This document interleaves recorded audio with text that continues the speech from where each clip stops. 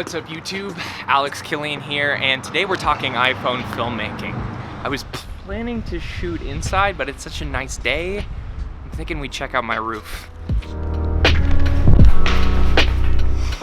Okay, so technically the roof of my apartment complex is not open to residents, but little help from a wire hanger.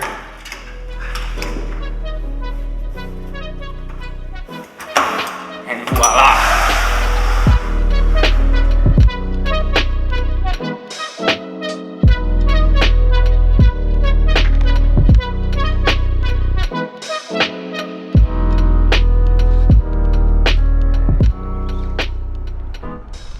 Hell of a view, right? And the coolest part is, like, since the door's locked, I'm the only one who ever comes up here. It's like my own personal little spot in the city, and I love it. So, in my last video, I talked about the best camera for aspiring filmmakers being whatever camera you can get your hands on.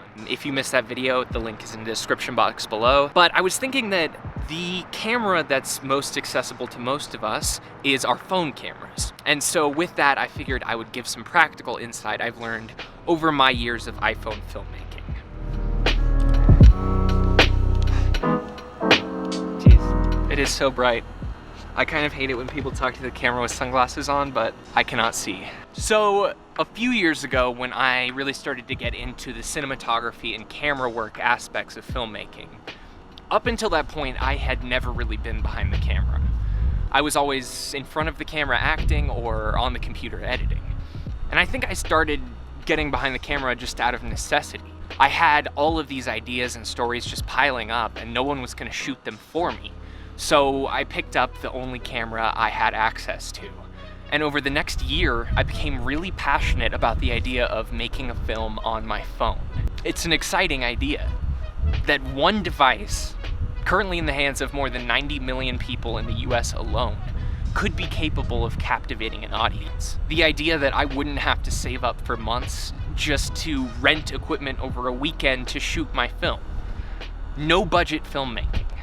Now, shooting a film on an iPhone, on any phone, would have seemed so insane just like 5 years ago.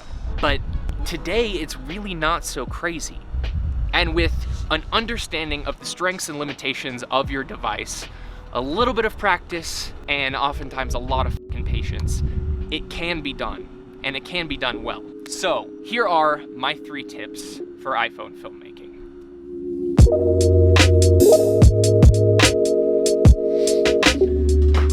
So I think that one of the main reasons why things shot on iPhone generally suck is that people think of the iPhone as just a phone that happens to also have a camera that can shoot video. Despite the leaps in quality of mobile phone cameras in the last few years, we still have this mentality that it's just a phone camera, meant for taking selfies or shooting vertical video for your Snapchat or Instagram. We think that iPhones are meant to just be taken out of our pocket when we see something cool and just shoot it. But like any camera, capturing the best possible image requires a little bit of forethought. Now, pre-production is an important part of the filmmaking process for any type of camera, but I would argue that it's even more important for iPhone. So a good starting point for this is to think of the W's and everything those entail. So who are you shooting, or what are you shooting? When are you shooting? What type of light are you working with? Where are you shooting? What's the location? What's the set look like? And most importantly, why? What's the purpose of this video? What's the story that you're trying to tell? The more you know about what you want your final product to look like, the more intentional you can be while shooting to actually achieve that. Now, this stuff may seem kind of basic, but you would be amazed at how much your iPhone footage can improve simply by not thinking of it as an iPhone. By putting as much intention into every shot as you would if you were being paid to do so with a $20,000 cinema camera. And honestly, that just kind of barely scratches the surface on pre-production. But with that, let's move on to tip number 2.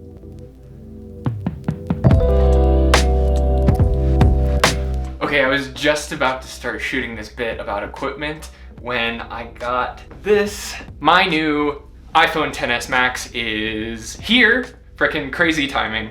Very excited.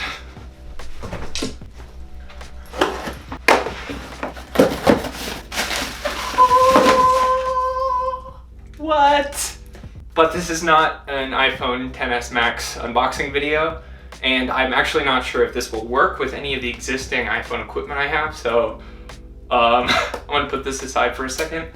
Now, I could talk for so long about all the different gear and equipment you can buy for your iPhone. But a word of caution on this. There are a few affordable products that can really take your iPhone footage to the next level, but just be careful and be aware of how much you're investing in your iPhone filmmaking rig. The deeper and deeper you get into all the stuff you can buy for your iPhone, it almost just makes more sense to save some of that money and invest it in a DSLR or mirrorless camera setup. But with that said, here are some products that I found to be super helpful. First up, we have the Beast Grip. Now, the Beast Grip by itself is basically just a camera cage, and it basically just allows you to hook up a whole lot of stuff to your camera that you wouldn't have been able to before. Then Beast Grip also sells a whole series of lenses that you can screw onto it. I wasn't so interested in their lenses. What I was interested in was their product called the DOF adapter, or depth of field adapter. And basically what this does is it allows you to hook up real camera lenses to your iPhone. It's a standard Canon EF mount, but you can buy a number of different converters to put really any type of lens on this. And the way this thing works is that inside this DOF adapter, there's a little focusing screen. Your camera is just focusing on the focusing screen inside this element, and then the image from your lens is projected onto that focusing screen, which your iPhone camera captures. This whole setup, I think when I got it, ran me about $400, which is a pretty huge chunk of change for something for your iPhone. I definitely got my use out of it. I used this thing for so many projects. I used this thing for paid videography work, and it held up for the most part. However, there's definitely some downsides to it. The image you get with the DOF adapter is not clear. There's tons of vignetting, there's blurring on the edges, and you really have to punch in post and use a 1080 version of the 4K you shot, which isn't a huge deal, but it's basically a hack so that you can use lenses. But if you're really into that shallow depth of field look, it could be worth it for you to invest in this, or at least just the Beast Grip, because it does a lot as a camera cage. Next up, one of the iPhone filmmaking products that I have gotten the very most use out of is gimbals. Now, I've tried a few different types of gimbals for iPhone. The one I landed on eventually is the DJI Osmo Mobile, just because the support for it is great, the app that comes with it can do a lot, and I just don't have any really issues with it. Honestly, you can't underestimate how much a gimbal does for your footage. It's just a night and day difference between trying to hold a phone and keep it steady while moving, and then switching to a gimbal where you just have the freedom to move and you don't have to worry about whether the shot's going to be usable or not, because it's going to be smooth. Next up, there's a whole bunch of equipment that you can get for your iPhone that isn't as much of a gamble of an investment, because you can still use it if you eventually switch to a DSLR kind of camera. The first thing that you're probably going to need is a tripod. First time I bought a tripod, I bought a really cheap, like $40 tripod from Best Buy, and I regretted it every single time I tried to use that thing. Tripod is an investment that's worth spending a little bit of extra money on, because you use it so often and you really want it to last. The tripod I used with my iPhone, and I still use with my mirrorless setup, is the Manfrotto Be-Free tripod. I love their products, and I've never had an issue with this tripod. I think they also just put out a new version of this that's a little bit cheaper and has some better features. So, next up, microphones. For iPhone, I would suggest the Rode Video Micro. It's small, it's lightweight, it works with iPhone, and then it also works with DSLR or mirrorless cameras. It's a good starting microphone, and it's not a bad investment because you'll still use it if you switch. Last up, we have on-camera video lights. These guys are super valuable, especially for iPhone, because light is an issue. My favorite lighting company is Aperture, and this tiny on-camera light they have is really great, will work with your iPhone, and it can really go a long way in brightening up your shots. And the last piece of equipment that you absolutely must invest in for your iPhone filmmaking setup is Filmic Pro. Filmic Pro is huge. Yeah, it's more expensive, but it lets me adjust really specific settings that most people don't notice or think about. When it comes to auto settings on your iPhone, they definitely can be helpful, but mostly just for people who have absolutely no idea what they're doing with the camera. Because you're smarter than your iPhone camera. You know the precise look you want to get. And with your camera on auto settings, you're just probably not going to get that. But Filmic Pro allows you to adjust everything that the iPhone allows. From exposure to focus to ISO, shutter speed, white balance. You can even shoot in log, which is pretty amazing. And your iPhone footage can improve so much just from being precise with your camera settings. Now, I'm not going to go into how to use Filmic Pro and all the stuff you can do with it. I've linked to some videos below that I found really helpful when I was learning Filmic Pro, but just spend some time with it and you'll pick it up pretty quickly. And with that, let's move on to tip number 3.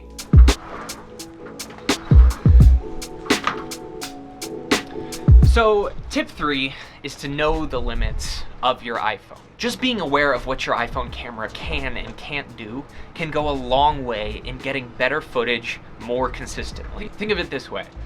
Your favorite pair of tennis shoes are well suited for most occasions. You can run with them, you can bike with them, you can go to the movies, you can go to the bar, but you might not want to wear them with a suit to a nice wedding or, I don't know, in the swimming pool. There are some scenarios where iPhone footage is amazing. People will be in awe at the level of quality you were able to pull from an iPhone. But in other scenarios, it might be better to just not film at all. Adjust your plan according to your capability. Because one of the most easily spottable mistakes in amateur films is people trying to pull off things that they don't have the capability to pull off. So, a few limitations of the iPhone camera to be aware of. One thing iPhones still really can't do is clear, non-noisy, low-light footage. The dynamic range on the iPhone is not good. The sensor is tiny. So generally, the more light you have in your shot, the better it's gonna look. So a good rule of thumb with this is just don't try and shoot at night. You can still tell an amazing story set in the daytime, but if you absolutely must film at night, just try to do so sparingly. Honestly, I'm not one to talk. I've had experience trying to film in low light with an iPhone. Actually, my Moment invitational film, Wakeful Sleep, which I've also linked below if you want to check it out. Almost the whole thing was shot in low light, and it ended up being just such a headache. As many lights as I used, it still was not enough. I got grainy footage and ended up having to take all of my footage into After Effects and treat it with noise reduction to try and remove all that grain.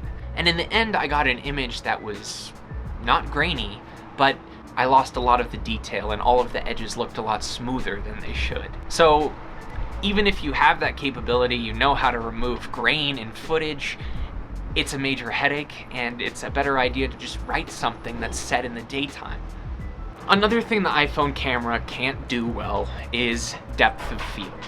Yeah, you can get a small amount of bokeh in the background when you're shooting something really up close, but for the most part, you're never gonna get that shallow depth of field look you would with a camera with interchangeable lenses. Shallow depth of field can be really beautiful, and it can help with visual storytelling, but it's not essential to make a good film. And if you really, really want that shallow depth of field with your iPhone, I showed you the DOF adapter from Bscript earlier.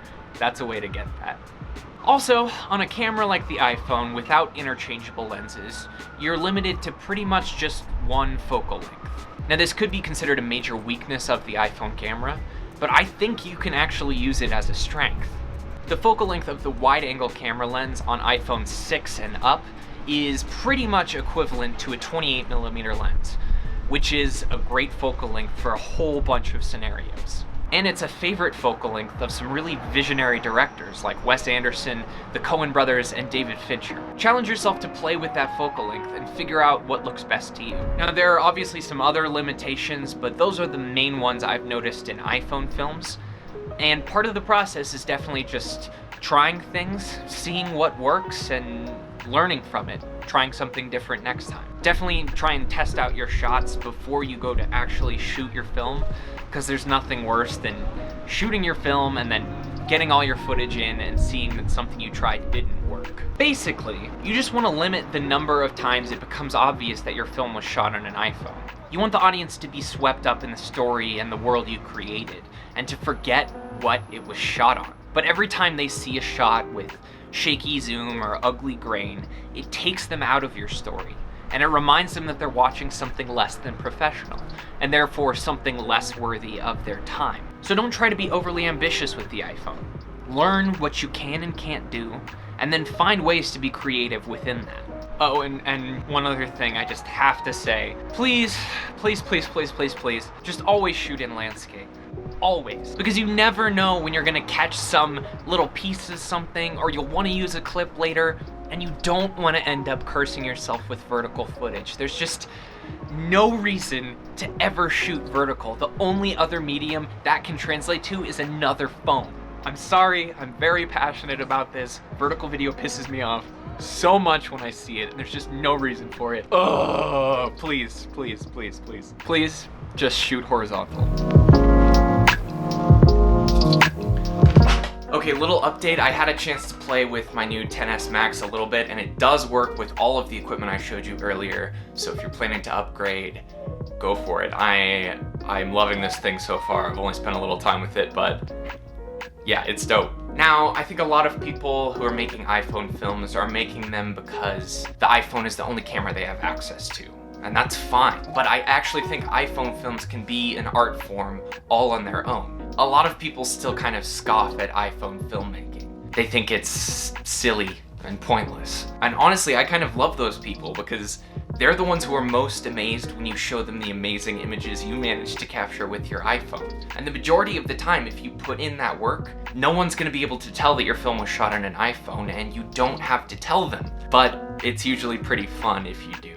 That's all for this one. I'm so sorry this video is so long, but you get me talking about iPhone filmmaking, it's kind of hard to make me stop. If you enjoyed this video, please hit that like button, subscribe if you haven't already, and I would love to hear your thoughts on iPhone filmmaking. Have any of you made an iPhone film? And what do people think? Let me know in the comments below, and keep an eye out for my next video coming very soon. I'm Alex Killian, and I'll see you next time.